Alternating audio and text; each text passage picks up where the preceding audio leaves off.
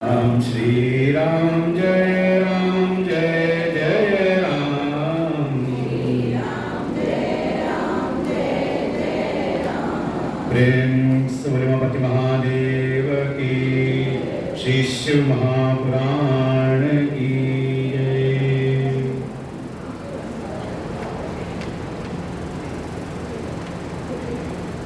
अनंत कोटि ब्रह्मांड नायक आत्मा ब्रह्म सच्चिदानंद स्वरूप श्री परशुराम भगवान जी के चरणों में कोटि नमन। मंदिर प्रांगण में स्थापित समस्त दशावतार भगवान, माँ भगवती, नंदीश्वर भगवान के चरणों में कोटि नमन। देवादिदेव महादेव स्फटिकेश्वर महादेव जी के चरणों में कोटि नमन वंदन।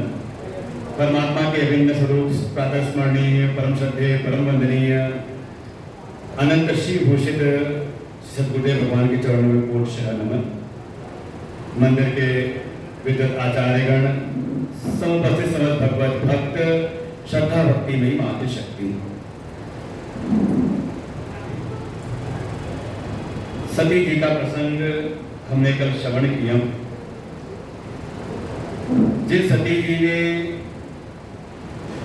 तप पूर्वक भगवान को प्रसन्न किया और तप के प्रभाव से ही भगवान शिव की कृपा उनको प्राप्त हुई, भगवान शिव से उनका संयोग हुआ।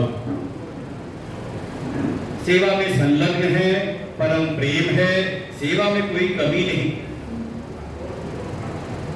अंततः अंतःकरण शुद्ध हुआ, भीतर परम तत्व की जिज्ञासा उत्पन्न हुई और भगवान शिव से पूछते भी हैं, ज्ञातुमिच्छामि तत्त्वं परमं, कहा जो परम तत्व उसको मैं जानना चाहती हूँ। और भगवान शिव ने भली पूर्वक उसका उपदेश किया। केवल परम तत्व का ही नहीं, बल्कि उस परम तत्व की उत्पत्ति के जो उपाय हैं, और जिसमें प्रधान उपाय है, भगवान कहते मेरी भक्ति, मम भक्तिश। उस परम तत्व की जननी है मेरी भक्ति। भक्ति का भी विस्तार से वर्णन किया, सगुण निर्गुण, उसमें भी वैदिक स्वाभाविकी भक्ति जो उत्तम है, और कामना मूलक, कोई कामना से मशगूल होकर भक्ति कर रहा है तो कहा वो अवर कोटि की है। ठीक है, वो भी अच्छा है, लेकिन श्रेष्ठ तो है अगर कोई शास्त्रीय मर्यादा को जान करके विधि विधान से और हृदय के सहज स्वभाव के साथ भक्ति करे, वो भगवान के परम तत्व को जानने का अधिकारी हो जाता है।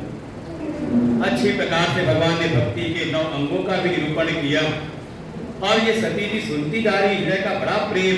देखो मेरे प्रभु कितने ज्ञानी हैं, कितना सुंदर उपदेश कर रहे हैं,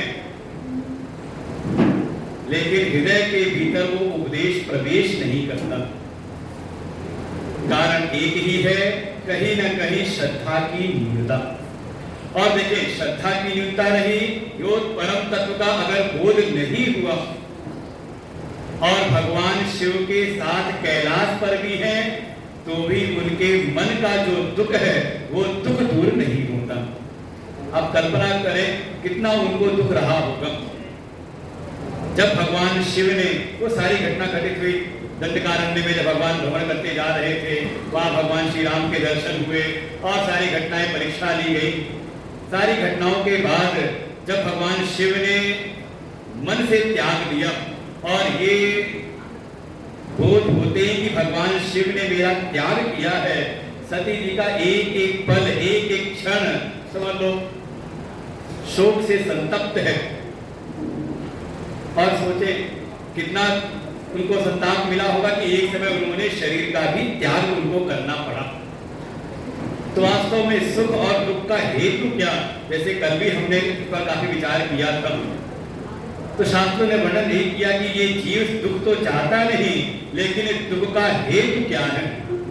तो सामान्य स्थिति से समाज में कोई कह सकता है कि अगर जीवन में कुछ अभाव है तो वो भी दुख का हेतु होता है। नहीं, दरिद्रम दुख जग माहि, अगर जीवन में दरिद्रता है, अभाव है, तो भी दुख मिलता है। कहीं हमारे कर्मों में कोई दोष हो तो दुख मिलता है, ईश्वर की कृपा ना हो तो दुख मिलता है। लेकिन सती जी के प्रसंग में देखें तो किस चीज का उनको अभाव, भगवान शिव की उनको प्राप्ति है, कैलाश पर उनका निवास है, भगवान शिव के सानिध्य में है, ईश्वर साक्षात उनको मिले हैं, पुण्य कर्म भी तपस्या कर्म भी किया हुआ है, लेकिन फिर भी उनके चित्त में दुख है, शोक है। कारण एक ही है, अज्ञान। जो भगवान शिव ने उपदेश किया उसको उन्होंने धारण नहीं किया। और देखिए ये अज्ञान ही हमारे समस्त दुखों का कारण है।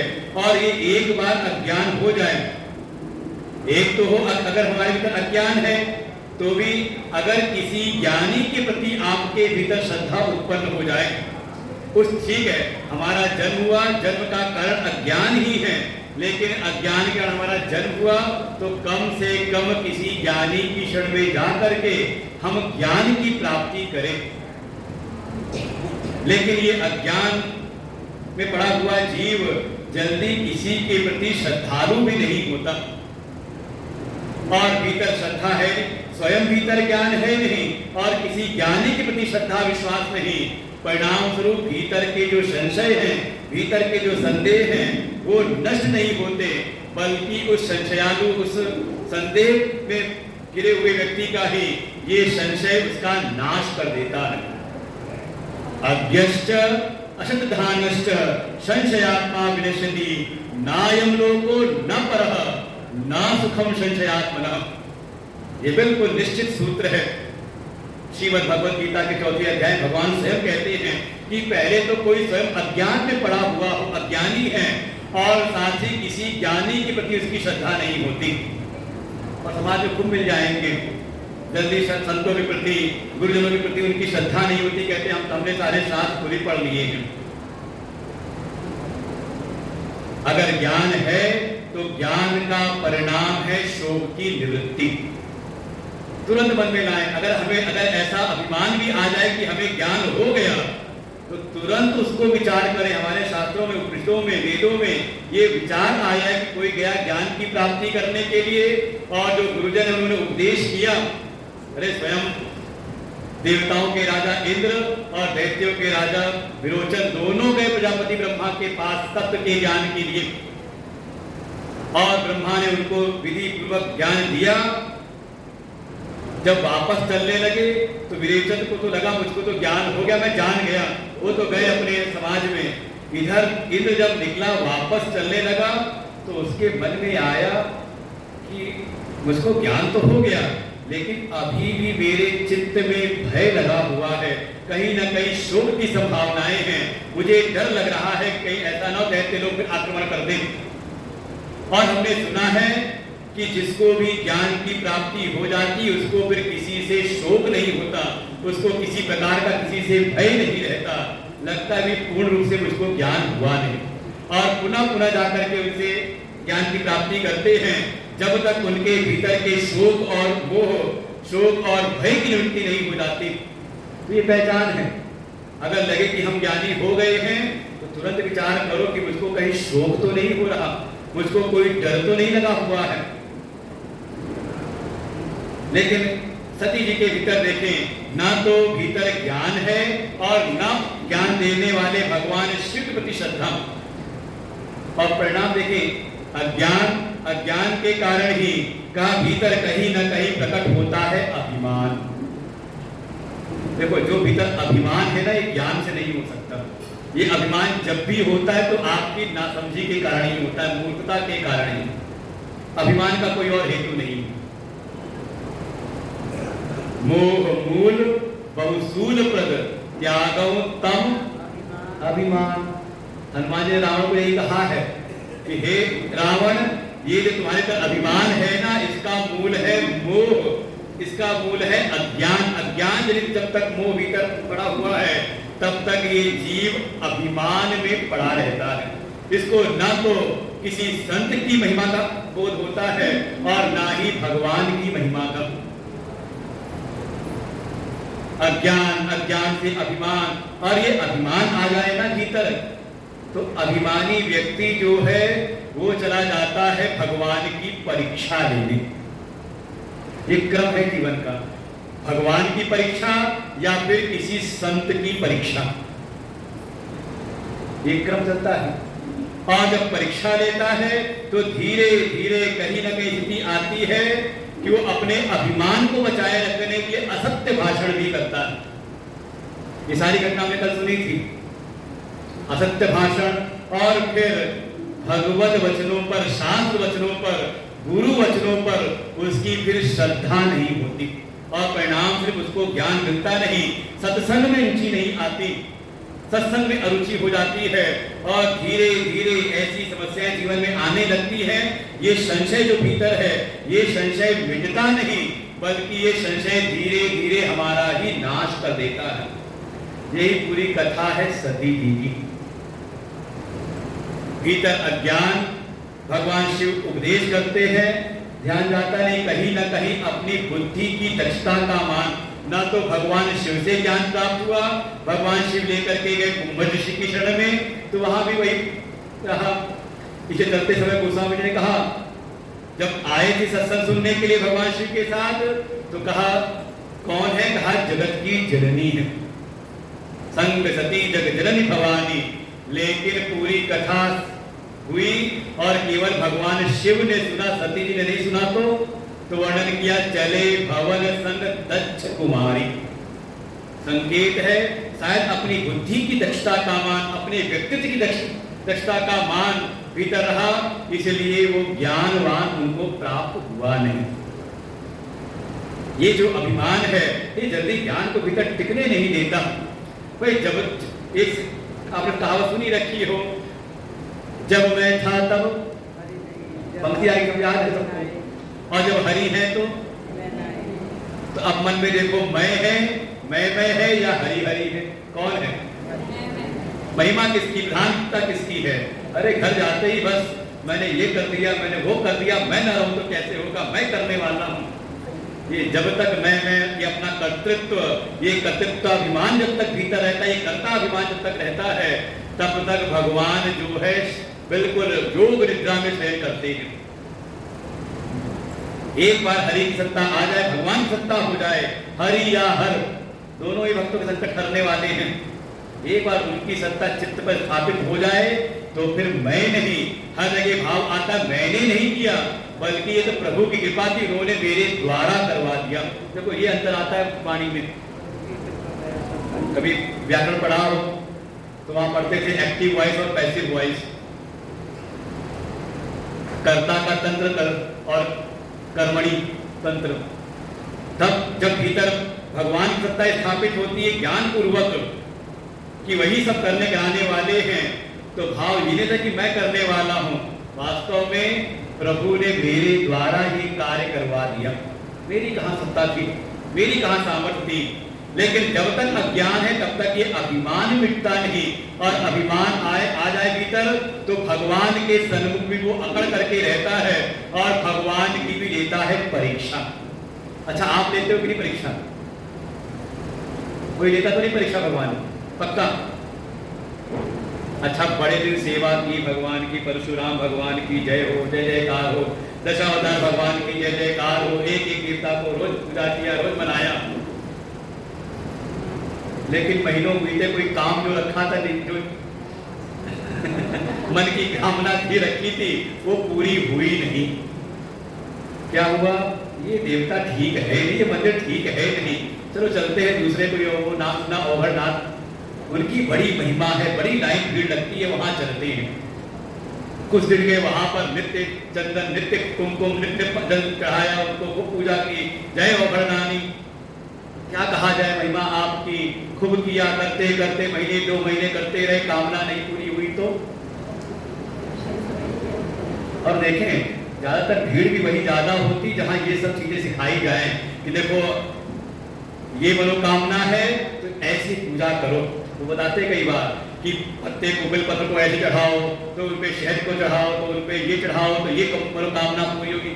अरे वहां फिर पुलिस लगानी पड़ती है भीड़ को कंट्रोल करने के लिए। अच्छा मान लो करते करते वहां भी नहीं पूरा हुआ तो सुना कि नहीं, वो बड़े प्राचीन पौराणिक है, पूरा महादेव, उनकी बड़ी महिमाएं वहां चलते हैं। तो क्या कर रहे हो आप इस समय? ये कहीं ना कहीं आप परीक्षक बने हुए हो, आप भगवान की ले रहे हो परीक्षा। ये इतनी हमने सेवा की, इन्होंने हमारा काम नहीं बनाया तो ये ठीक नहीं, दूसरे के पास चलते हैं, दूसरे के पास गए वहां भी काम नहीं बना तो का ये भी ठीक है, तीसरे पर चलते हैं। तो क्या कर रहे हो इस समय आप? अब बताओ, परीक्षा लेते हो नहीं लेते हो भगवान की?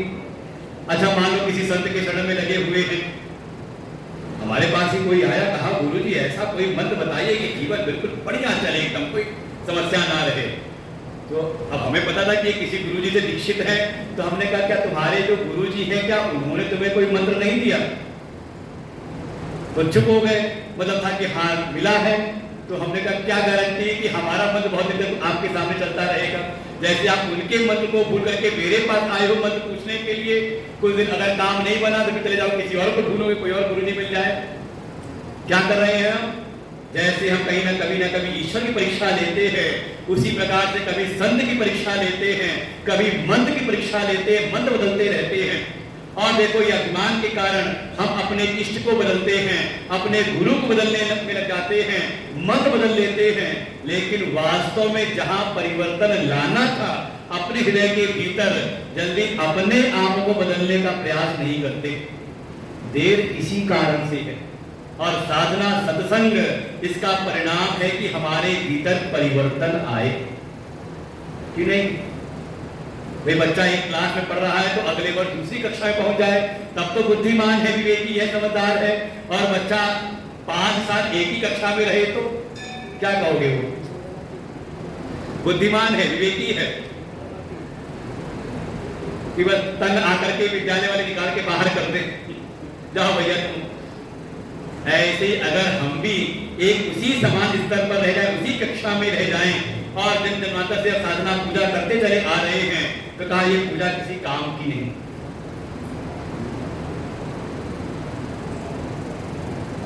थोड़ा जीवन में परिवर्तन आए और जरा सा ये अभिमान रहे, परीक्षा की भावना रहे, तो जल्दी सत्संग में रुचि भी नहीं होती।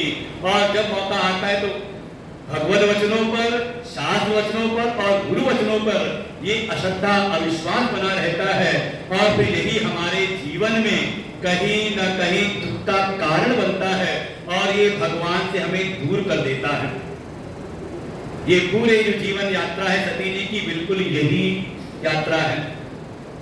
वास्तव में परीक्षा भगवान की नहीं, परीक्षा किसी संत की नहीं ली जाती।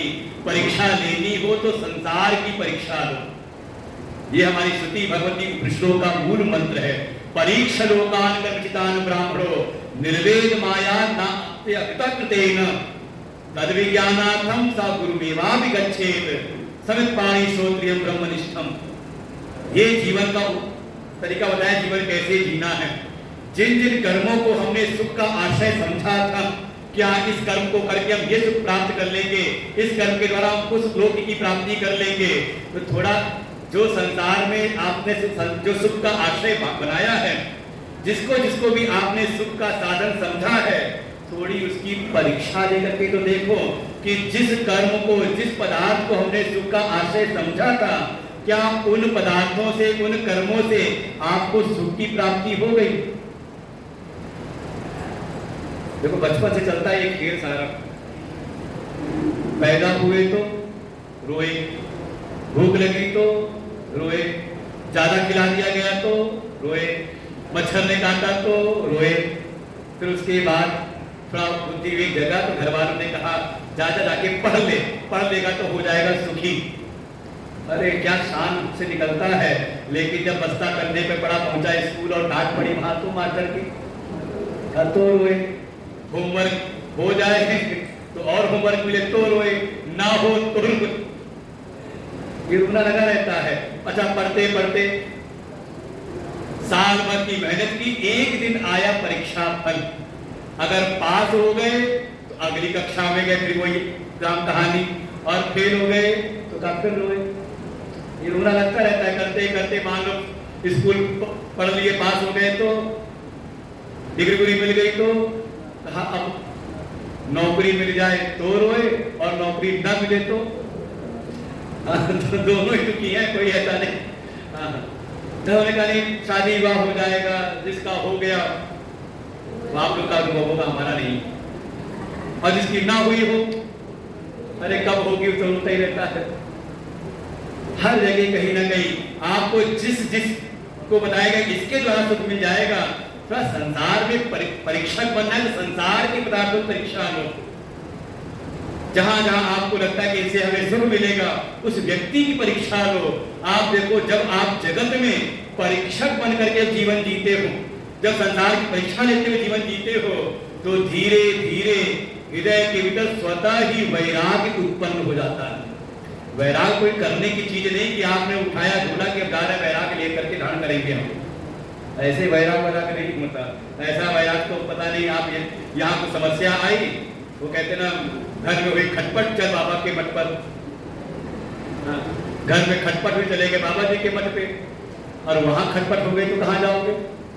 तो कई बार ऐसा होता है कि आश्रम में रह के फिर आश्रम कोई दोष निकाल करके वापस हो लेते हैं। इससे अच्छा तो अपने घर में ही थे। क्या हुआ? वास्तव में शायद वैराग की पूंजी लेकर के आप आगे नहीं गए थे। शायद आपने अभी संसार को परीक्षक की तरह से आपने विचार नहीं किया था, इसीलिए अभी संसार के प्रति राग, अपने स्वाभिमान, अपने अभिमान के प्रति कहीं ना कहीं राग बैठा हुआ था। जब आप सबकी परीक्षा लेते हो, और परीक्षा क्या, आप जिस शरीर को बहुत पालते पोसते हो, बड़ा इसका हम पोषण करते हैं, शरीर को खिलाओ पिलाओ, यही काम आएगा। अरे कभी इसकी भी परीक्षा लेकर के देखो कितना आपके साथ रहता है। अच्छा, शरीर आपका साथ देता है पूरा? मन में आया कि ध्यान करेंगे, भगवान का जप करेंगे, और ये 10 मिनट बैठे हुआ नहीं, तो कहीं घुटने में दर्द, तो कहीं कमर में दर्द, तो कहीं नीर आने लगी, कभी बीमार हो गए, बुखार। अच्छा, शरीर ने कभी पूछा आपसे कि बुखार आना चाहता हूँ, आ जाऊं? जब आपकी बात मानता है तो क्यों इसे इतना राग किए हुए हो? वास्तव में अगर सबकी आप परीक्षा लो तो अपने आप भीतर सबसे वैराग्य उत्पन्न होता है। ना किसी में राग और ना किसी में द्वेष। देखो, राग द्वेष नहीं है। वैराग्य का मतलब द्वेष नहीं करना, कहता होगा उसकी जरूरत नहीं, बल्कि उसके साथ रहते हुए उसमें मन का ना जाना, उसमें अरुचि उत्पन्न हो जाना, द्वेष नहीं है और ना ही राग है। ऐसी स्थिति वैराग्य की प्राप्ति होती है, और फिर वैराग्य प्राप्त करके आप जो सुख का परम साधन है उस तत्व को जानने के लिए किसी गुरु के पास ही जाएं, लेकिन श्रद्धा की संपत्ति से युक्त होकर के। शास्त्रेषु गुरुवाक्येषु सत्य बुद्ध्या धारण, बिल्कुल शास्त्र वचनों पर और गुरु वचनों पर सत्य बुद्धि हो। बिल्कुल, जब ऐसा ऐसी श्रद्धा से युक्त होकर के आप जाते हो तो आपके भीतर के जो संशय हैं, जो संदेह हैं, ये सब के सब दूर होते हैं, और आप तत्काल ही अपने आत्म स्वरूप में अवस्थान प्राप्त करते हो। अपने आत्म स्वरूप की जो साक्षात शिव स्वरूप है उसकी आपको पहचान हो जाती है।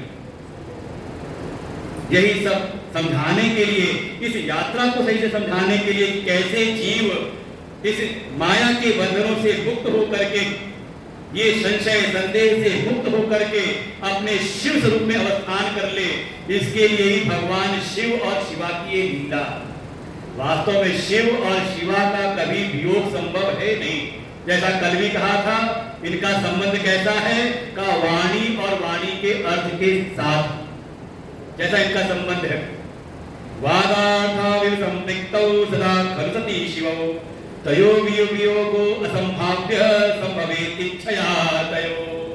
का जैसे वाणी अर्थात जो हम बोल रहे हैं और उसका जो अर्थ साथ जा रहा है, भाई जो मैं बोल रहा हूं उसका अर्थ समझ में आ रहा है ना भीतर, शब्द और शब्द का अर्थ ये साथ रहते हैं ना, कभी वियोग होता नहीं, ये साथ साथ रहते हैं।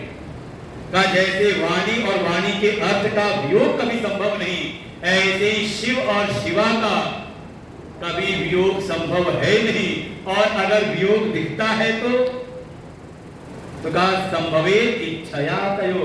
अगर ऐसा वियोग दिखता है तो ये उनकी अपनी इच्छा, उनकी अपनी लीला है, और वास्तव में ये लीला है हम सबको मार्ग दिखाने के लिए कि अगर सती जी जो साक्षात शिवा हैं, शक्ति स्वरूपा हैं, अगर उनसे भी अगर कोई कमी उनके जीवन में रही है तो उनका भी वियोग हो जाता है भगवान शिव से।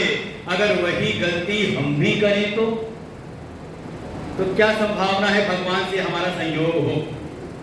इसलिए मुख्य साधन है ज्ञान की प्राप्ति, और ज्ञान के लिए श्रद्धावान होना अनिवार्य है। सती जी के मन में संदेह रहा, परिणाम स्वरूप जीवन में कुछ परिवर्तन आते हैं।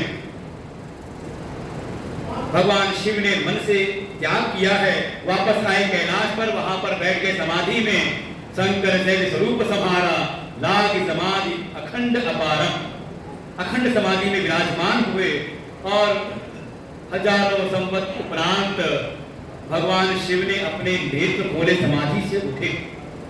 सब जान गए भगवान शिव उठ गए, समाधि से उठ गए। सारे गण, साथ में सती जी भी आ गई सन्मुख, भगवान शिव को प्रणाम किया। भगवान शिव ने अब सती जी को अपने वाम भाग में नहीं बल्कि सामने आसन दिया। ये मर्यादा की स्थापना है, क्योंकि सीता जी का उनके आराध्या का रूप ले लिया तो उन्होंने निश्चय कर लिया कि अब इस शरीर के साथ में उनसे संयोग करना उचित नहीं। अब सामने आसन दिया और फिर कथाएं सुनाने लगे, अनेकों प्रकार की। भगवान शिव का देखिए यही स्वरूप है, या तो वो अपने आत्म स्वरूप में समाधिस्थ हैं, और अगर उत्थान दशा है तो केवल और केवल तत्व का चिंतन भगवान की कथाओं में रमण, चाहे कथा सुनाते हैं या तो जाके कथा सुनते हैं। बिल्कुल भगवान शिव परम आदर्श हैं सत्संग और ज्ञान के। बीच में कुछ घटनाएं घटित हुई। ब्रह्मोवाच पुरा भवत् सर्वेषां मत्परो विधिना महान्, प्रयागे समवेतानां मुनीनां च महात्मनां। एक समय बीच में ही एक घटना घटित हुई। प्रयागराज में सारे प्रजापतियों की सभा हुई, वहां सारे ऋषि मुनि देव गंधर्व सब वहां एकत्र हुए। वहां पर स्वयं भगवान ब्रह्मा आए, भगवान विष्णु आए, वहां पर भगवान शिव का भी आगमन हो गया। लेकिन अभी सभा प्रारंभ नहीं होती, क्योंकि सभा के सभापति प्रजापति दक्ष का आगमन हुआ नहीं। ये सभा की वही मर्यादा है। जैसे आज के समय में लोकसभा है तो प्रधानमंत्री आ जाए, सारे मंत्री आ जाएं, सारे सदस्य आ जाएं, लेकिन सभा तब तक शुरू नहीं होती जब तक वो चेयरपर्सन ना आ जाए, है कि नहीं? बिल्कुल। उस लोकसभा में बड़ा कौन है? वो जो सभापति बैठे हैं वो, और यदि सभापति आते तो प्रधानमंत्री भी खड़ा होता है अपनी चेयर से उनका अभिवादन करने के लिए। देखा कि नहीं देखा? तो ऐसे ही प्रजापति दक्ष की सभा है तो सभापति दक्ष हैं तो सारे देवता हैं तो ठीक है, सभा शुरू होती नहीं। और दक्ष का स्वभाव अस को जन्मा जगमाही प्रभुता पाई जाहि मद नाही। जैसे उसको प्रजापति का पद प्राप्त हुआ, थोड़ी भीतर एक प्रभुता का भाव, एक मद भीतर उत्पन्न हुआ। और मद का लक्षण वो जहां भगवान भी आ जाए, भगवान की सभा हो, देवताओं की सभा हो, वहां समय से नहीं जाता, थोड़ा देर से जाता है। इसीलिए हम लोग पहचान लेते हैं जो कथा में देर से आते हैं ना, जो पहले आ जाते हैं कथा में, कथा शुरू होने के पहले, तो समझते हैं कि हाँ ये भगवान के अच्छे भक्त हैं, विनयी भक्त हैं, विनम्र भक्त हैं, प्रेमी भक्त हैं। और जो लगता है कथा में, कथा शुरू होने के बाद धीरे धीरे आधे घंटे बाद, 1 घंटे बाद, और कुछ ऐसे भी होते हैं जो 15 मिनट पहले ही आते हैं कि आरती होने वाली, चलो शकल दिखा के आ जाए। कहीं ऐसा ना आयोजक मंडल जो है नाराज ना हो जाए कि हम कथा में नहीं आए थे। तो हम लोग समझ जाते हैं कि ये कौन है, कहा ये कहीं ना कहीं दक्ष की पार्टी वाले हैं। थोड़ा भीतर मद होगा कि भगवान की सभा है, सत्संग है, कथा है, चलो आराम से चलेंगे। अच्छा देखो वही उल्टा होता है। कथाओं में क्या है कि महात्मा जी पहले, व्यास जी पहले आ जाते हैं, श्रोता बाद में आते हैं। और वही देखे कोई भ्रष्टाचारी, कोई मंत्री हो तो कई सभा वाले पहले आ जाते सारे, और मंत्री जी आते हैं, पहले पता करते हैं कितनी भीड़ आई, 4,000 हुए कि नहीं हुए, 10,000 5,000 हुए कि नहीं हुए, कहाँ हो गए। अब वो आते हैं, फिर उनका हेलीकॉप्टर लैंड करता है। तो ऐसे ही दक्ष भी सभापति का वो पद का मद थोड़ा देर से आता है। और जैसे ही प्रवेश किया सभा में, सारे गंधर्व जो भी थे, देव आदि ऋषि मुनि, सब सभापति के सम्मान में खड़े हो गए। लेकिन इधर जब सभा प्रारंभ होने में देर थी तो भगवान शिव को लगा समय व्यर्थ क्यों बिताना, चलो बैठा हूं तो बैठ के थोड़ा ध्यान लगा लूं। भगवान शिव हो गए थे समाधिस्थ। तो जब ये पहुंचा दक्ष, तो एक तो परमपिता ब्रह्मा जी हैं, वो खड़े नहीं हुए, और साथ में भगवान शिव ये भी खड़े हुए नहीं। बाकी सारे लोग खड़े हो गए सभा में, केवल ये दो खड़े नहीं हुए। और ये मन का स्वभाव है, आप कहीं जाओ वहां आपका 10 लोग सम्मान करें, लेकिन एक ना आए आपके सन्मुख, तो आपको कौन सा खटके, कौन सा याद आएगा?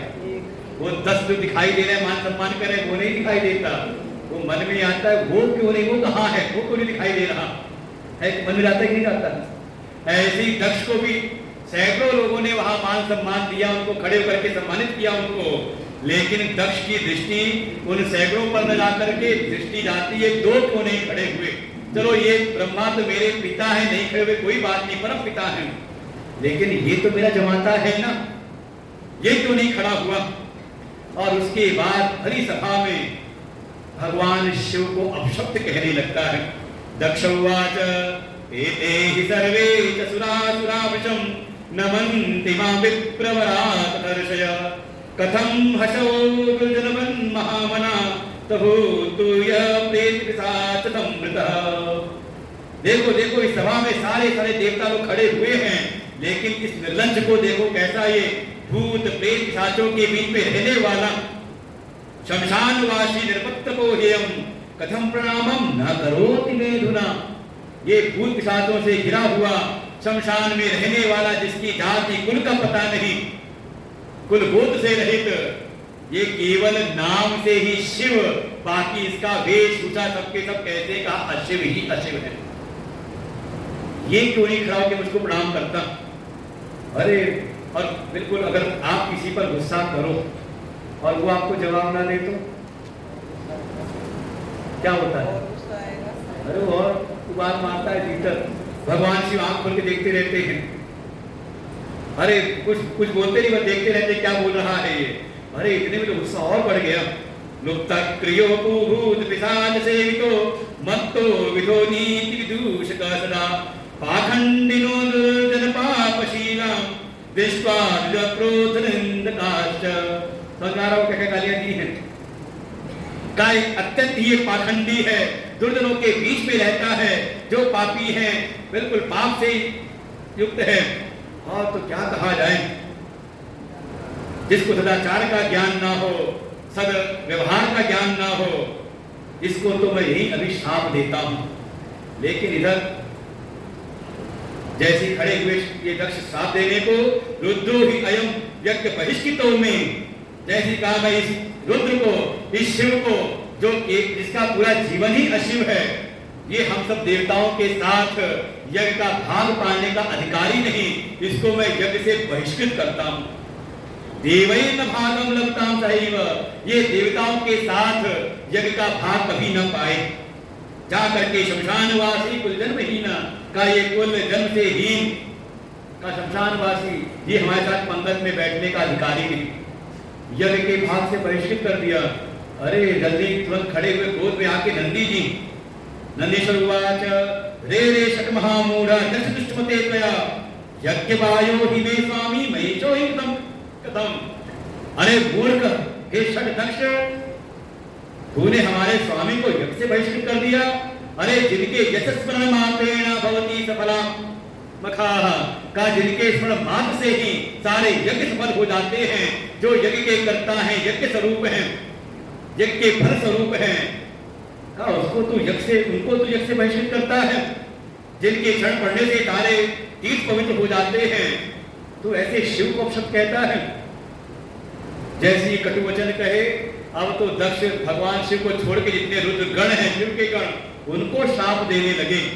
यूयम सर्वे गणा वेद भाया भवन्तु वै, जाओ ये जितने शिव के गण हैं, रुद्र गण हैं, ये सब भी वेद कर्म से बहिष्कृत हो जाएं, भ्रष्ट हो जाएं, वैदिक मार्ग से पाखंडवाद में लग जाएं, शिष्टाचार से दूर हो जाएं, केवल जटा झूठ धारण करके कहीं हड्डी वड्डी गले में लटकाए हुए मांस मदिरा का सेवन करने लगे। ऐसे ऐसे जब शाप दिए, अब तो नंदी से रहा नहीं गया।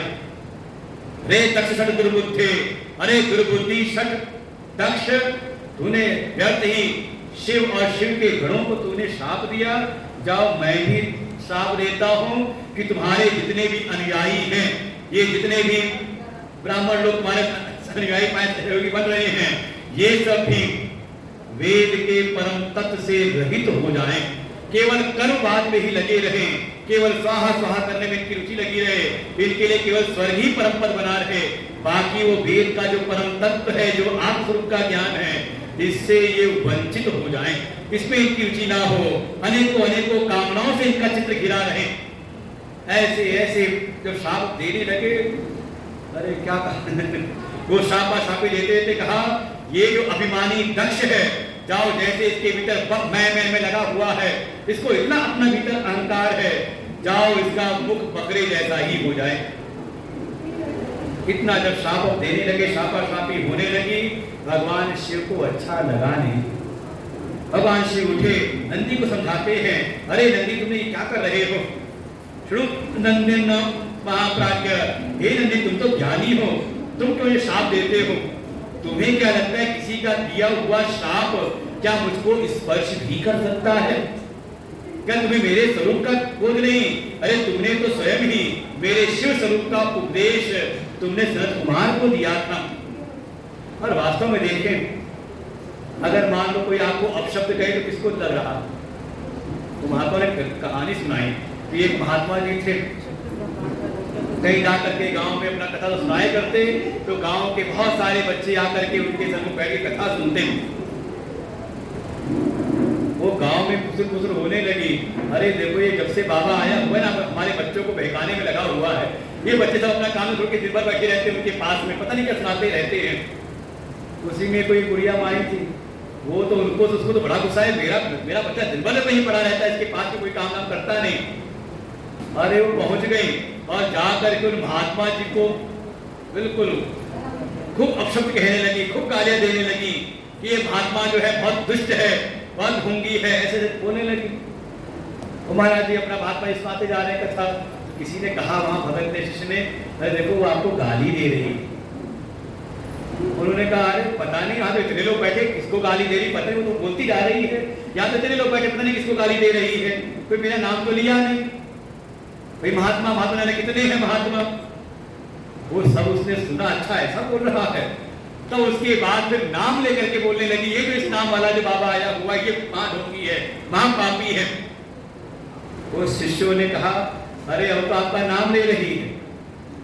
वो महात्मा जी ने कहा अरे पता नहीं इस नाम के जाने कितने महात्मा हैं, गूगल पे अपना नाम सर्च करो तो जाने लाखों करोड़ वहां पे निकल के आते हैं, इस नाम वाले कितने लोग हैं, इस नाम वाले कितने किसको गाली लग रही है पता नहीं, तुम लोग अपना सुनते रहो। वो चलता रहा तो फिर खबर मिली कि अच्छा ऐसा बोल रहा है, तो इशारा करे ये जो यहाँ बैठा हुआ बाबा है महाढोंगी है, महापापी है, उंगली दिखा दिखा के बोले। वो चेलों ने कहा अब तो आपकी उंगली दिखा रही है, आपके शरीर की उंगली कर रही है। वो महात्मा जी ने कहा शरीर को दे रही है ना गाली, तो शरीर तो मैं हूं, शरीर तो मैं अलग से अलग हूं, तुम्हें सहायता करिए, शरीर तो वास्तव में गाली के योग्य निंदनीय है, निंदा के योग्य है, तुम्हें सहायता कर रही है। तब वो इशारा करे ये जो बाबा बना बैठा है आत्मा है, इसको मैं गाली दे, इसको मैं गाली दे रही हूँ। वो चेलों ने कहा गुरुजी तो आपकी आत्मा को कह रही है, आत्मा को। तो महात्मा जी ने कहा अगर आत्मा को गाली दे रही है तो जो मेरी आत्मा है तो उसकी आत्मा है, वो तो अपने आप को गाली दे रही, बैठो सुनते रहो, कोई फर्क नहीं। आत्मा निंदन्ति निंदन्ति स्वयमेव ही, अगर आत्मा को गाली दे तो आत्मा तो एक है, सबकी आत्मा एक है, वो तो अपने आप को गाली दे रही है फिर। और शरीरम निंदन्ति सहाया ते जना, और अगर कोई शरीर को गाली दे रहा है वो तो मेरी सहायता कर रहा है, मैं तो व्यर्थ ही इस शरीर में आसक्त हूँ, मुझे खुद इसकी निंदा करनी चाहिए, वो तो सहायता कर रहा है मुझे शरीर से अलग करने के लिए। भगवान शिव भी नंदी से कहते हैं क्या नंदी क्या तुम नहीं जानते कि मैं कौन हूँ, तुम कौन हो, ये सारा जगत क्या है।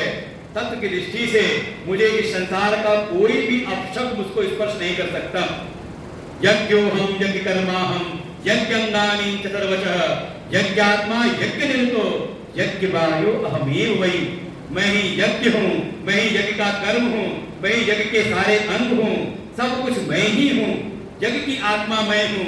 यज्ञ से जो निरत हो गया, निवृत्त हो गया, वो भी मैं हूँ। यज्ञ से जो बहिष्कृत है वो भी मैं हूँ, और जो यज्ञ में भाग पा रहा है वो भी मैं ही हूँ। वास्तव में सर्व रूप में, आत्म स्वरूप से सब में मैं, सब रूप में मैं ही हूँ। इसलिए ऐसा विचार करके चिंता ना करो, और बड़े शांत भाव से भगवान शिव अपने गणों के साथ उस सभा का बहिष्कार कर देते, चले जाते हैं वहां से। लेकिन इसके बाद तो समाज में यज्ञ होना ही कैसे बंद हो गया। कोई यज्ञ करना चाहे तो मन में आता है क्या करूं, शिव को निमंत्रण दूं, भाग अर्पण करूं कि ना करूं। अगर शिव को भाग अर्पण किया तो जो प्रजापति के पद पर इस समय दक्ष हैं, कहीं वो नाराज ना हो जाए, वो कुपित ना हो जाए। और कहीं अगर शिव को निमंत्रण नहीं दिया तो भगवान शिव की क्रोधाग्नि से कौन बचाने वाला होगा। तो धीरे धीरे समाज में यज्ञ ही कम होने लगे। तब दक्ष ने देखा कि कोई यज्ञ करता नहीं, तो जो मैंने श्राप दिया था वो फलीभूत कैसे हो। तब स्वयं कनखल में आकर के दक्ष ने बड़े यज्ञ का अनुष्ठान किया, सबको, सारे देवताओं को निमंत्रण दिया। निमंत्रण नहीं दिया तो भगवान शिव को कैलाश निमंत्रण भेजा नहीं, और यहाँ पर बड़े बड़े सारे ऋषि लोग आ गए, सब उसके ऋत्विज बन गए। अगस्त्य, कश्यप, वामदेव, भृगु, दधीचि, व्यास, भरद्वाज, पैल, पराशर, गर्गाचार्य, भृगु, ऐसे बहुत सारे ऋषि लोग आ गए, सब वहां पर ऋत्विज बने। ब्रह्मा स्वयं उसके ब्रह्मा बने, भगवान विष्णु भी आए वहां पर। लेकिन शिव को वहां पर निमंत्रण दिया नहीं। लेकिन वहीं पर एक शिव भक्त है, नाम है दधीचि। जब वो आए उस यज्ञ मंडप में, जब देखा कि सारे देवताओं का वहां भाग रखा हुआ है, लेकिन मेरे आराध्य शिव का भाग नहीं, एतस्मिन्नन्तरे दृष्ट्वा तत्वै शंकरं प्रभुं गोविंदमानसा शैवो दधीचो वाक्यम ब्रवीत। तब दधीचि को अच्छा लगा नहीं, और उन्होंने भरी सभा में कहा कि ये कैसा यज्ञ है जिसमें शिव का भाग नहीं है। वास्तव में जिस यज्ञ में शिव का भाग ना हो वो यज्ञ नहीं बल्कि वो अयज्ञ है। ऐसी फटकार सबको लगाने लगे, आप सब किस भाव से यहाँ पर आए हुए हो। ये यज्ञ नहीं बल्कि सारे यज्ञकर्ताओं का अनर्थ करने वाला यज्ञ है, जहां पर शिव को भाग न दिया जाए, शिव को निमंत्रित न किया जाए। दक्ष ने उनको फटकार लगाई, जहां पर सारे यज्ञों के मूल विष्णु हो वहां किसी शिव की जरूरत नहीं। ऐसी ऐसे कुछ कटुवचन कहे।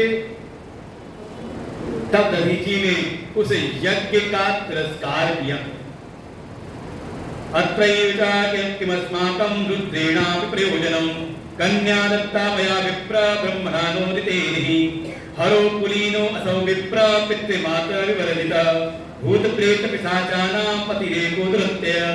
वो दक्ष ने कहा वो तो ब्रह्मा के कहने पर मैंने अपनी सुशील कन्या का विवाह कर दिया था उसके साथ में, लेकिन वो है तो भूत पिशाचों के बीच में रहने वाला, अपवित्र है, अमंगल वेशधारी है, वो हम देवताओं का यज्ञ का भाग पाने का अधिकारी है नहीं। जब ऐसे ऐसे शिव की निंदा की, दधीचि ने उस सभा का ही त्याग किया, और जो शिव के भक्त थे, शिवगण थे, उन्होंने भी सभा का त्याग कर दिया। इधर यज्ञ चालू हुआ, प्रारंभ हुआ, सारे देवता अपने विमानों में चढ़ करके आते हैं, और कुछ एक देवता ऐसे भी रहे होंगे जिन्होंने रास्ता पकड़ा होगा, चलो कनखल जाना है तो हिमालय होते हुए चले कैलाश के ऊपर से। इधर कैलाश पर भगवान शिव अपनी समाधि दशा से उठ करके जो शिवगण हैं, सती जी साधु बैठी हैं, उनको अनेकों कथाएं सुनाते जा रहे हैं। लेकिन अब एक सारा क्रम है। भीतर अज्ञान, अज्ञान से अभिमान, अभिमान के कारण कहीं न कहीं परीक्षा ली भगवान की, परीक्षा लेकर के वापस आई तो शिव वचनों, शिव जी के सामने असत्य भाषण के बाद का सत्संग में बहुत रुचि नहीं, अश्रद्धा का भाव है। और जब कथा में मन न लगा हुआ हो तो आपको फिर कौन आ रहा है, कौन जा रहा है, इस पर ध्यान ज्यादा जाता है। और कथा में मन लगा रहे तो टटके जाके देखते रहो मेरी तरफ, जो कथा सुना रहे हैं, बाकी कौन आ रहा है, कौन जा रहा है, जाने दो। अब यही स्थिति है। अब कथा में बहुत रुचि है नहीं, बहुत मन लग नहीं रहा, क्योंकि भगवान शिव ने त्याग किया, मन के अंदर एक विक्षेप भी, दुख भी है, तो बहुत कथा में रुचि नहीं। परिणाम स्वरूप ध्यान का ऊपर की तरफ जाता है। अचानक देखा कि एक चंद्रमा अपनी रोहिणी आदि पत्नियों के साथ में बड़ा सुख हंस के कहाँ जा रहे हैं सबके सब। तुरंत बुलाया अपनी सखियों को, जया विजया को, अरे पता तो करो ये मेरी बहनें कहाँ जा रही हैं चंद्रमा के साथ में। इतना सच करके वो जया विजया गई, जा करके पता किया और चुपके से आके बताया आपको खबर नहीं, आपके पिता के घर यज्ञ हो रहा है, आपके पिता दक्ष यज्ञ कर रहे हैं कंकल में, ये सारे देवता सदस्य के वहीं जा रहे हैं। अब सती जी का मन तो कथा में लगता नहीं, मन में आता मेरे पिता, अरे मुझको क्यों नहीं निमंत्रण दिया। दक्ष पिता में माता चविर्णीनो पिता पुत्रस्ति आह्वानं न करोति स्म विस्मितामां प्रियासुताम्। अरे मेरे पिता दक्ष यज्ञ कर रहे हैं, मेरी माँ वीरणी अरे यज्ञ कर रहे हैं ये लोग, तो मुझको क्यों नहीं स्मरण किया, उन्होंने मुझको क्यों नहीं बुलाया, मैं तो उनकी प्रिय कन्या हूँ, क्यों नहीं। और तो और सारे यज्ञ के अधिष्ठाता, यज्ञ के अधिपति ये भगवान शिव, इनका मन क्यों नहीं होता यज्ञ में जाने के का, ये यहाँ क्यों बैठे हुए हैं। अब मन में होगी कब भगवान शिव थोड़ा बीच में विराम ले तो मैं अपने मन की बात कहूँ, लेकिन भगवान शिव धारा प्रवाह सत्संग किए जा रहे हैं, कथा सुनाए जा रहे हैं, तब बीच में उनको रोका, प्रभु थोड़ा रुकिए रुकिए, थोड़ी मेरी बात सुनिए। भगवान शिव ने कहा हाँ बताओ क्या बात है। सत्युवाच पितृमं महान् यज्ञो भवतीति मया श्रुतं तत्रोत्सवो महानस्ति सममेता सुदर्शय पितृमं महायज्ञे कस्मात् तव न रोचते। सती जी ने कहा हे प्रभु मेरे पिता महान एक बड़ा यज्ञ कर रहे हैं और वहां पर सारे देवता लोग जा रहे हैं, बड़ा उत्सव हो रहा है वहां पर, मेरे पिता के यज्ञ में आपकी जाने की रुचि क्यों नहीं हो रही, आप क्यों नहीं जा रहे। भगवान शिव ने कहा महेश्वरवाच दक्षस्तव पिता देवी मम द्रोही विशेषतः। हे देवी ये तुम्हारे पिता दक्ष है ना, ये मेरे विशेष रूप से द्रोही हो गए हैं, मुझसे द्रोह करते हैं, मुझसे द्वेष करते हैं, इसीलिए उन्होंने मुझको निमंत्रण भेजा नहीं। अरे सती जी ने कहा अरे नहीं भेजा तो क्या हुआ, यज्ञ में पिता के घर, गुरु के घर, कहीं सत्संग हो, कहीं कथा हो, तो वहां निमंत्रण का इंतजार नहीं करना चाहिए, वहां सूचना मिलते ही वहां पहुंचना चाहिए। कथा में नहीं आना चाहिए, निमंत्रण मिले तभी आना चाहिए। उन्होंने बुलाया नहीं तो हम निमंत्रण में गए नहीं कथा सुनने, तो नुकसान किसका है। ऐसा कोई श्रेष्ठ कोई धर्म का कार्य हो रहा हो वहां स्वतः चले जाना चाहिए। सत्य जी ने ऐसे ऐसे बातें कही तो भगवान शिव ने कहा हाँ देवी बिल्कुल जाना चाहिए, लेकिन अनाहुता चाहिए देवी गच्छन्ति पर मंदिरम अवमानम प्राप्नुवन्ति वर्णाधिकम तथा।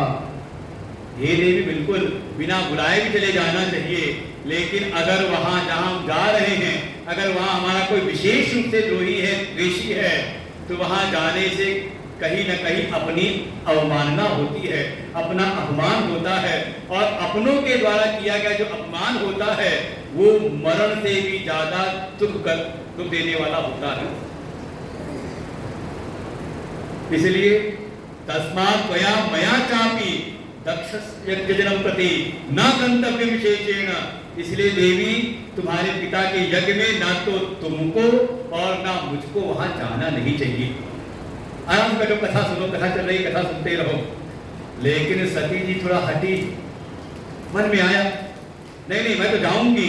तस्मात् चादेव गच्छामि स्वपितृयजनम प्रभो, मैं जाकर के देखूं तो क्या वो आपसे क्यों कितना विरोध करते हैं, आपको निमंत्रण क्यों नहीं भेजा, मैं जाकर के उनसे पूछूंगी। तो वास्तव में देखें कहीं ना कहीं अगर मन में दुख हो ना, कहीं आप हो दुख मिल रहा हो तो मन में आता है चलो यहाँ दुख मिल रहा है, अच्छा नहीं लग रहा तो कहीं और घूम करके आते हैं, है कि नहीं।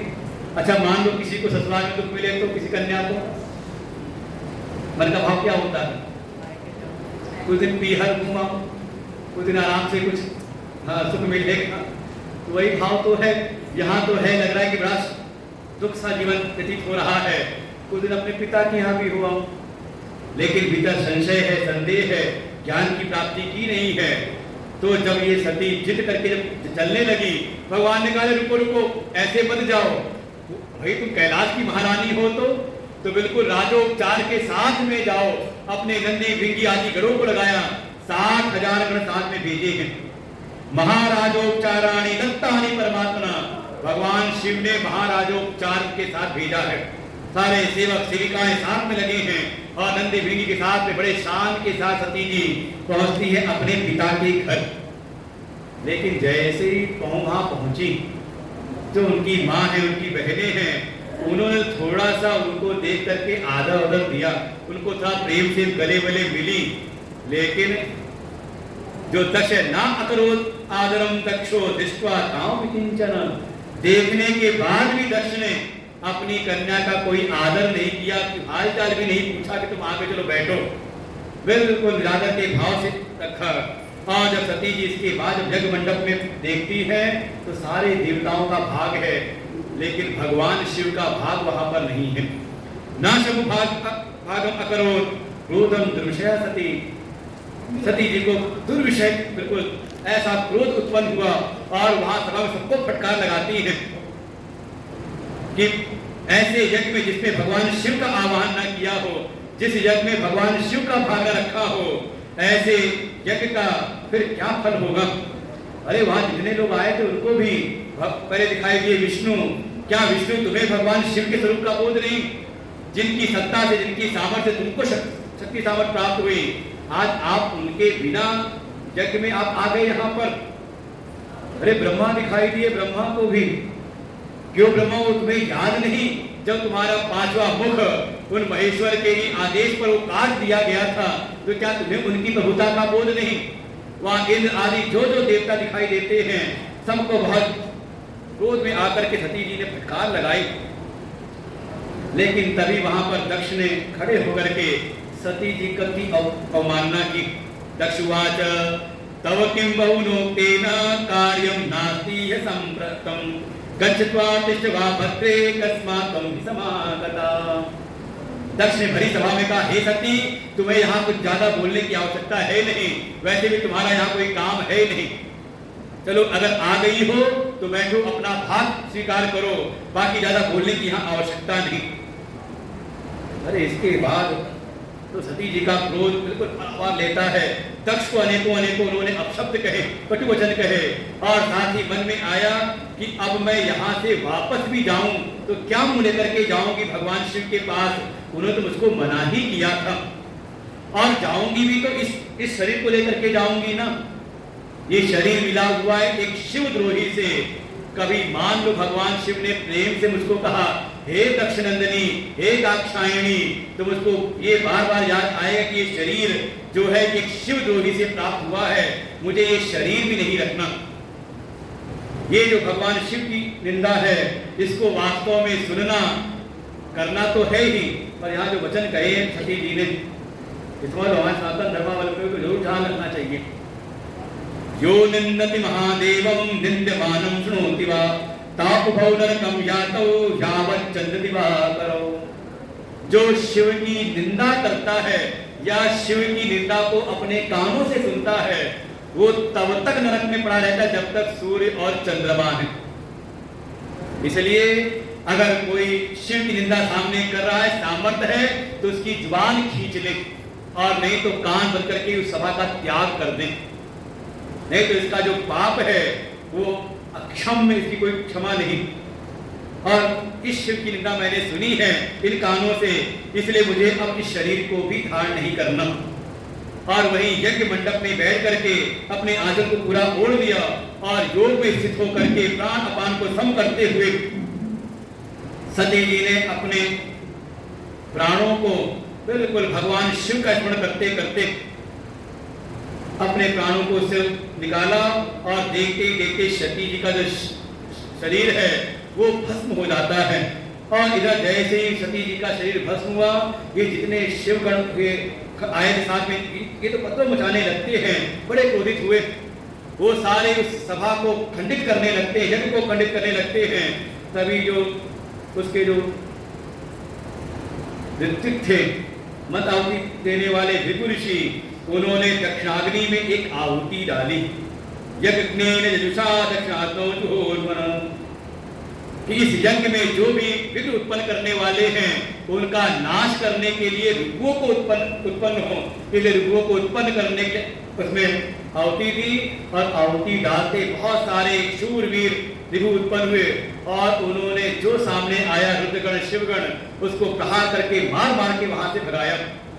ये सारे पिते हुए सारे रुद्रगण जब पहुंचे हैं कैलाश और कैलाश पहुंच करके जैसे उन्होंने भगवान शिव को सती जी के देह त्याग की सूचना दी, भगवान शिव अत्यंत कुपित हुए और उस क्रोध अग्नि में ही उन्होंने अपनी एक जटा फाड़ी और उसको शिला पर दे मारा।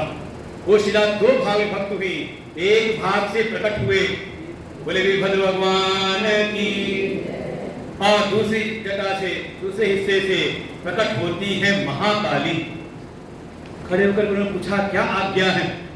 महारुद्र महारौद्रा सोम सूर्यो की लोचना किं कर्तव्यम मया कार्य शीघ्र आज्ञापये प्रभो। हे प्रभु मुझको शीघ्र आज्ञा दीजिए, मैं क्या करूं? भगवान शिव ने कहा ये जो दक्ष है मेरा द्रोही है, इसने यज्ञ किया है, मेरा द्रोह कर किया उसने, सती जी ने उसके यज्ञ में अपना शरीर त्यागा है, जा करके उसके यज्ञ का विध्वंस करो। अरे इसके बाद तो जैसे वीरभद्र साथ में महाकाली छल पड़ते हैं, यहाँ वर्णन क्या करोड़ों करोड़ों गण इनके साथ में हैं और कालिका जी के साथ में तो चामुंडा मुंडमर्दिनी भद्रकाली भद्रत्वरिता अनेकों अनेकों ऐसी महाशक्तियां सब साथ चल पड़ती हैं और लगा जैसे बिल्कुल दिन में जैसे आंधी तूफान सा आ रहा हो। और सीधे सब पहुंचे वहां यज्ञ सभा में, सब जो सामने आता है बस कोई टिकता नहीं, बस सीधे सीधे एक तरह से सबको मारते हुए जो कोई देवता दिखाई करते आते हैं, यहाँ तक कि ब्रह्मा तो तुरंत भागे वहां से भाग करके सामने खड़े हो गए विष्णु जी। अब यजमान ने मंत्र से आवाज करके बुलाया है, भक्त ने बुलाया है तो उसके पक्ष में खड़ा होना पड़ेगा।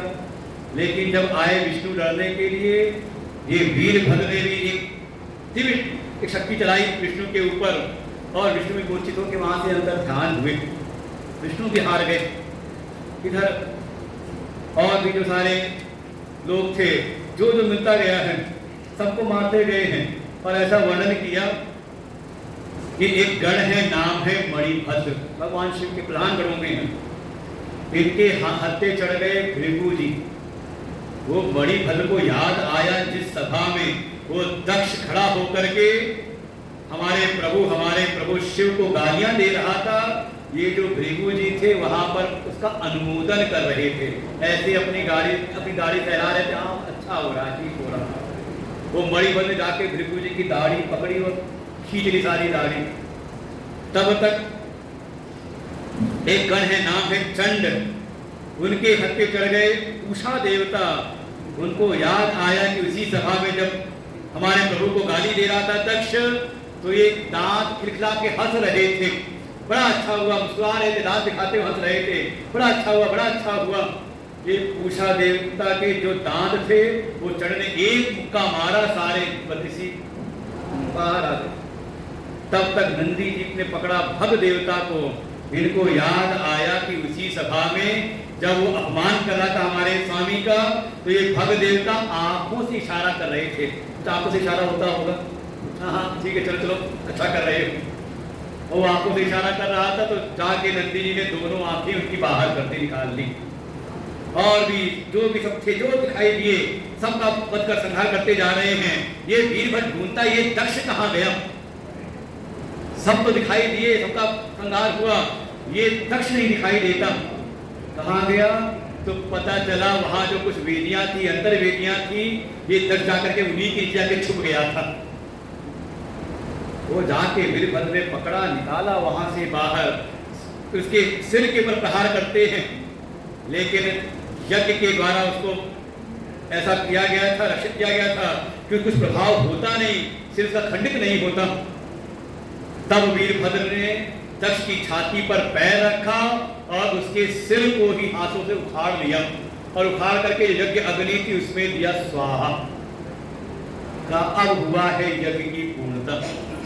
करते कि नहीं यज्ञ में आखिरी में गोला चढ़ाते हैं ना, नारियल का, समझ लें जब गोला चढ़ाया तो हुई पूर्णाहुति। गोला चढ़ाना मतलब जैसे कोई जो ये नारियल है बिल्कुल हमारे सिर का प्रतीक है, और ये सिर ही अभिमान का प्रतीक बना रहता है। जैसे सिर में जटाएं हैं तो उस नारियल में जटाएं होती हैं, जैसे इसमें आंखें हैं तो आंखें भी रहती है ना। फिर जैसे ये ऊपर से कठोर है लेकिन अंदर से ये भगवान का दिया हुआ हेलमेट है, चोट लग गई एक बार तो ऊपर से कठोर है, बचाता है अंदर वाले को। ऐसे जैसे ऐसे ही नारियल ऊपर से कठोर लेकिन अंदर से कोमल। फिर उसमें भी जैसे इसमें 10 नाड़ियां हैं तो ब्राह्मण देवता उसमें कलावा लावा बांध देते हैं, कहा 10 नाड़ियां हो गई, और अंतिम में इसको स्वाहा करते हैं, अर्थात अपने अभिमान को हम स्वाहा करें। अरे दक्ष का बिल्कुल सिर उसमें स्वाहा किया, सब भस्मीभूत हुआ और जगत का विध्वंस करके वीरभद्र वापस पहुंचे कैलाश। इधर देवर्षि नारद ने कहा, हे ब्रह्मा, ये जो विष्णु थे ये तो शिव के समान ही पूज्य थे, शिव के समान ही शक्तिशाली थे, तो शिव के एक गण से कैसे पराजित हो गए वो? वीरभद्र तो उनके एक गण थे, गण से पराजित हो गए, ये क्या घटना हो गई? ब्रह्मा जी ने कहा, बैठो एक और कथा सुनाता हूं, कथा में से कथा निकलती है। का कथा है एक प्राचीन समय की कि एक राजा थे, नाम था क्षुभ, और इनके जो आचार्य थे नाम था उनका दधीचि, और दोनों में एक मित्रवत व्यवहार था। राजा और राजगुरु में अपना एक मित्रवत व्यवहार था, तो कभी न कभी हंसी विनोद हो जाता।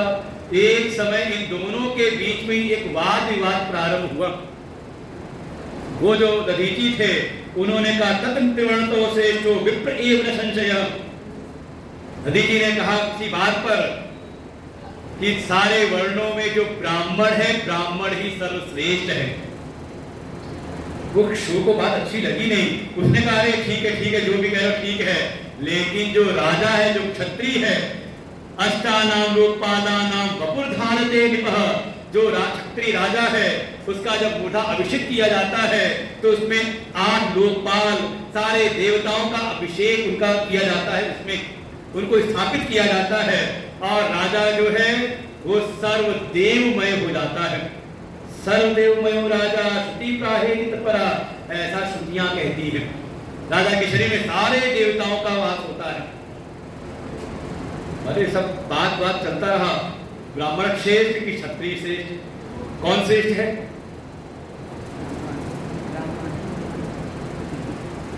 समाज को इन्हीं में समायोजन करने के लिए ही भगवान परशुराम जी का अवतार हुआ है। इन्हीं के समायोजन दोनों की आवश्यकता है, श्रेष्ठत्व की बात नहीं। अगर अपने स्वधर्म का पालन कर रहा है जो का वही श्रेष्ठ है, और जो अपने स्वधर्म का पालन ना करे, दूसरे के प्रति अत्याचार करे, तो का वही निकृष्ट है। इसीलिए परशुराम भगवान की यही महिमा कई भागवत में उसमें आएगा वर्णन। सारे क्षत्रियों से विहीन नहीं किया। अगर सारे क्षत्रियों से पृथ्वी को विहीन कर देते तो जिन जनक जी की सभा में आए थे, जनक जी कौन सी परंपरा में है? का क्षत्रिय वंश में है। राम जी का अवतार हुआ है कौन से वंश में हुआ है? क्षत्रिय वंश में हुआ है। सबका नहीं, सहस बाहु अर्जुन जैसे जो दुष्ट क्षत्रिय राजा थे, जो ब्राह्मणों का पर अत्याचार करने लगे, जो ज्ञान शक्ति ब्राह्मणों की उपेक्षा करने लगे, तिरस्कार करने लगे, ऐसों का मदन करते हुए उनकी संपत्ति को ब्राह्मणों को दे दिया। लेकिन यहां विवाद चला कौन श्रेष्ठ है। जब कुछ हुआ नहीं, परिणाम होता नहीं, तो दधीचि ने कहा ठीक है, राजा तो सिंहासन विराजमान है, लेकिन उसके ऊपर भी ब्राह्मण का दंड रहता है, उसको दंड देने का अधिकार होता है। जाके एक मुक्का मारा चुप के माथे पर, तुझको भी दंडित करने का अधिकार मेरे पास है। अरे ये गिरे संभल के उठे, इनको आया गुस्सा, मुझको मारा सभा में। उठाई अपनी तलवार और सीधे प्रहार के दधीचि की गर्दन काट दी। लेकिन मरते मरते दधीचि ने स्मरण किया अपने गुरु शुक्राचार्य का, जिनको संजीवनी विद्या आती थी, और शुक्राचार्य ने आके अपनी संजीवनी विद्या से दधीचि को पुनर्जीवित कर दिया। लेकिन इन्होंने प्रार्थना की कि हे गुरुदेव, ये विद्या क्या मुझको प्राप्त हो सकती है? उन्होंने कहा हाँ हो तो सकती, लेकिन कठोर तप करना पड़ेगा। तो उनको एक मंत्र दिया, संजीवनी मंत्र का उपदेश दिया। जानना तो नहीं किसी को कि जानते हो संजीवनी मंत्र? मरे को जिंदा करने की शक्ति आ जाती है। बताए मंत्र? नहीं पता है? तो चलो मैं बताता हूँ, शांति सुनना एकदम ध्यान लगा करके। ओम त्र्यंबकम यजामहे सुगंधिम पुष्टिवर्धनम उर्वारुकमिव बन्धनात् मृत्योर्मुक्षीयमामृतात्। याद हो गया? अब समझ लो, आपको मंत्र मिल गया मरे को जिंदा करने का। लेकिन ऐसे नहीं, इस मंत्र को सिद्ध करना पड़ता है। मंत्र के जो देवता होते हैं उनको सिद्ध जागृत करना होता है, उसके लिए तपस्या करनी पड़ती है। ऐसे नहीं, पूरी तपस्या की कठोर विधि बताई। त्र्यंबकम यजामहे त्रैलोक्यम पितरम प्रभुम, जो तीनों लोकों के, तीनों मंडलों के, तीन त्रिगुणों के जो स्वामी हैं, जो तीन नेत्रधारी हैं, हम उनका यजन करें। पुष्टिवर्धनम, जैसे गंध आदि में, जैसे पुष्प आदि में गंध होती है, ऐसी जो सारे जगत के पदार्थों में जो सर्वव्याप्त हैं, जिनके कारण सारे सत्तावान होते हैं, हम उनका यजन करें और उनकी कृपा मिले। तो कहा जैसे उर्वारुकमिव बन्धनात् मृत्योर्मुक्षीयमामृतात्, उनकी कृपा हो तो जैसे एक बेल से ककड़ी जब तक कच्ची है तो जुड़ी रहती है, तोड़ो तो रस निकलने लगता है, लेकिन वही ककड़ी पक जाए तो स्वतः ही उस बेल से अलग हो जाती है। ऐसी उनकी कृपा हो कि हम भी इस देह से ऐसे ही अलग हो जाएं। लेकिन ये है मंत्र, संजीवनी मंत्र, अगर कोई इसको सिद्ध कर ले या कोई अगर रोग से ग्रसित हो, योग आचार्यों के द्वारा इसका अनुष्ठान कराया जाए विधि विधान से, तो रोगों का हरण होता है, मृत्यु पर विजय पाई जा सकती है। ऐसा ये दिव्य मंत्र है। और जो विधि विधान बताया, जप्त्वा हुत्वा मंत्रैवं जलम पिबति दिवानिशम, हे ललित इसका तुम जप करो, जितना जप करो उसका दशांश होम करो, उसका दशांश तर्पण आदि करो, और केवल जल पी करके दिन रात इसका जप करना है। वही पहले जल को मंत्रित करो और फिर उस जल का पान करो। और शिव सन्निधौ ध्यात्वा, थोड़ा भगवान शिव की सन्निधि में, उनके शिवालय में, उनके तीर्थ में बैठ करके ऐसे ऐसे इस मंत्र को सिद्ध करो। और ये तो लग गए भगवान शिव के इस मंत्र को जप करने में, प्रबल साधना की इन्होंने, और इनकी साधना तपस्या से भगवान शिव प्रसन्न हो गए।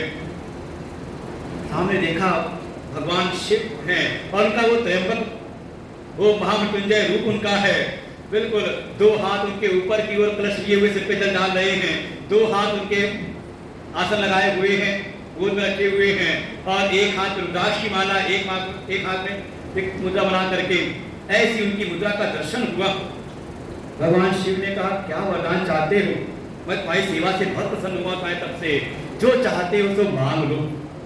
वो दधीची ने कहा हे प्रभु, अगर वरदान देना है तो मुझको 3 वरदान देना है, मुझे 3 वरदान चाहिए, 3 दोगे तो मैं मांगू। भगवान शिव ने कहा चलो मांगो। तो दधीची ने कहा देव देव महादेव मह्यम देहि वरत्रयम, 3 वर दो मुझको। क्या क्या वर चाहिए? का पहला वर वज्रास्थ्यम तत्वम, का पहले तो मेरी जो अस्थियां, जो हड्डियां हैं वो वज्र की हो जाएं। वो पीछे तलवार चलाई के कट गए थे ना, तो वज्र की हुई तो कटेंगे नहीं, तो कहा मेरी अस्थियां वज्र की हो जाएं। दूसरा, कोई मेरा वध ना कर सके। अच्छा हड्डियां तो वज्र की हो गई, लेकिन गला दबा दे तो गला दबा के नहीं मर सकते। कोई मेरा वध ना कर सके। अच्छा ठीक है, वध ना करे और बांध करके जेल में डाल दे, काल कोठरी में। तो तीसरा भी मांगा आदीनत्व भी सर्वता, मुझे कभी दीनता ना प्राप्त हो, मतलब किसी के अधीन ना हो, मुझे दीनता ना आए। अस्थियां वज्र की हो जाएं, कोई मेरा वध ना कर सके, और कभी मेरे अंदर दीनता ना आए, कोई मुझे झुका ना सके। भगवान ने कहा तथास्तु। उसके बाद तो आए वरदान पा करके सीधे उस राजसभा में जहां भिक्षु बैठे थे, अब की बार मुक्के से नहीं, अब की बार पैर से प्रहार किया है, लात से मारा, पाद मूले ने मूर्धनि, उनके माथे पैर से प्रहार किया।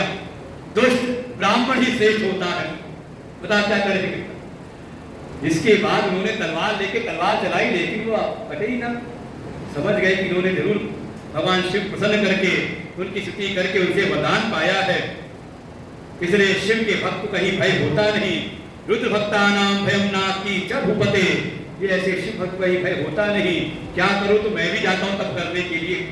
और चले गए अपने आराध्य भगवान विष्णु की तपस्या करने। भगवान विष्णु प्रकट हुए, क्या वरदान चाहिए? एक शुभ ने कहा बस मुझे ज्यादा कुछ तो नहीं, ये जो दधीच